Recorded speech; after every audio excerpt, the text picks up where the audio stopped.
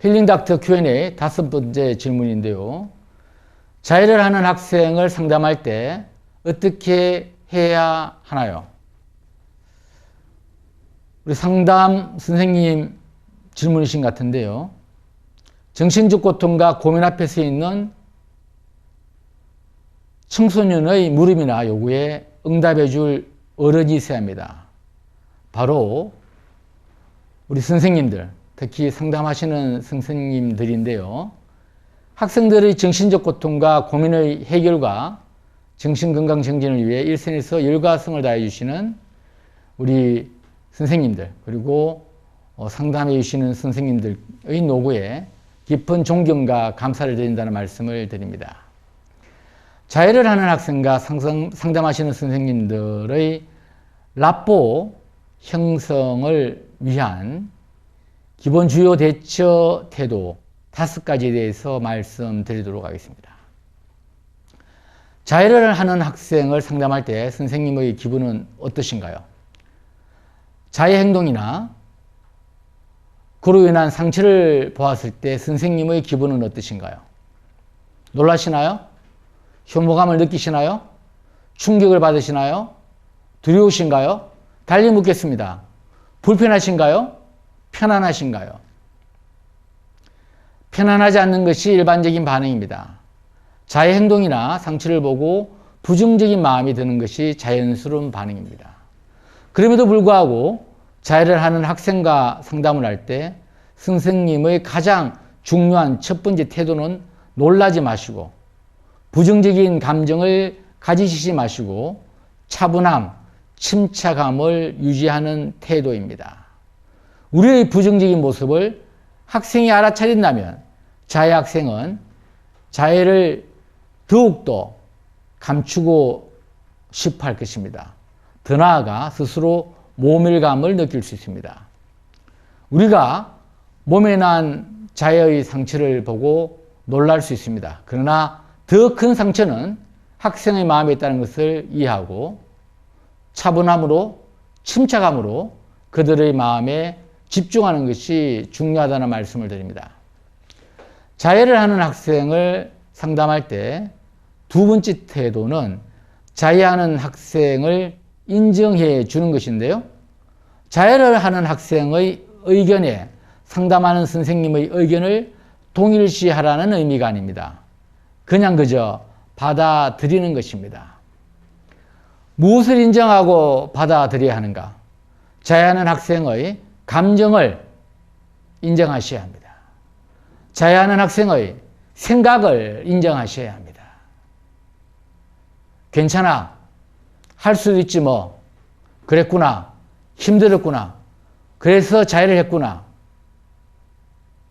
인정하는 태도로 다가가지 않는다면 선생님이 선의로 다가가더라도 요격감만 초래합니다. 자해하는 학생의 감정과 생각을 인정하지 못할 때 소통은 단절됩니다. 학생들은 자해하는 사실이 알려지면 불이익을 당할까 봐 보이지 않는 곳에서 자해를 하는 경우가 더 많아집니다. 자해를 하는 학생을 상담할 때 3번째 태도는 자해하는 학생과 상담 시 판단하지 않는 경청의 태도를 보이는 것입니다. 선생님의 가치 판단으로 판단하지 않는 경청을 하는 것입니다. 언제든지 비판하지 않는 태도로 이야기를 들을 준비가 되어 있다는 것을 알려주는 것이 좋습니다. 예를 들면 이렇게 말이죠. 나는 내가 네게 큰 도움은 아니더라도 조그마한 도움이 될 수 있으면 좋겠어. 혹시라도 말하고 싶은 것이 있다면 꼭 이야기해라. 어떠한 내용이라도 내가 너를 비판하거나 화를 내지 않을게. 네가 다시 자해를 하더라도 아니면 어떠한 상황에서도 나는 너의 편이 될게. 이렇게 말씀해 주셔야 합니다. 판단하지 않는 경청을 하기 위해서 첫 번째, 자해에 대한 옳고 그름의 가치 판단을 하지 마십시오. 두 번째, 자해 행동에 대한 비난이나 비판을 하지 마십시오. 세 번째, 자해 행동에 대해 화내지 마십시오. 네 번째, 자해에 대해 하지 말라는 충고의 말을 하지 마십시오. 다섯 번째, 상담자의 판단에 근거한 주관적인 생각을 강요하지 마시라는 말씀을 드립니다. 자해를 하는 학생을 상담할 때 전체적으로 네 번째 태도는 그냥 자해 행동을 멈추라고 말하지 않는 것입니다. 자해를 해서 편해진다면 말리진 않겠어. 그렇지만 힘들 때 칼 대신 나를 먼저 찾아주면 좋겠으라는 언급을 권유드립니다. 자해는 정신적 고통을 대처하는 방법 중 하나입니다. 건강한 대처 방법을 아직 배우지 않은 상황에서 무작정 자해를 하지 말라고 하는 것은 오히려 역효과를 낳을 수 있습니다. 대처 방법이 없는 상태에서 학생들은 자신의 생명을 끊는 충동적 자살 행동을 할 수도 있습니다. 자해를 멈추라고 하는 대신에 초기 상담에서 자해 학생 자기 보고서 평가지를 통해 자해의 원인, 심각성, 빈도를 파악하여 향후 계획을 세우시기를 권유드립니다.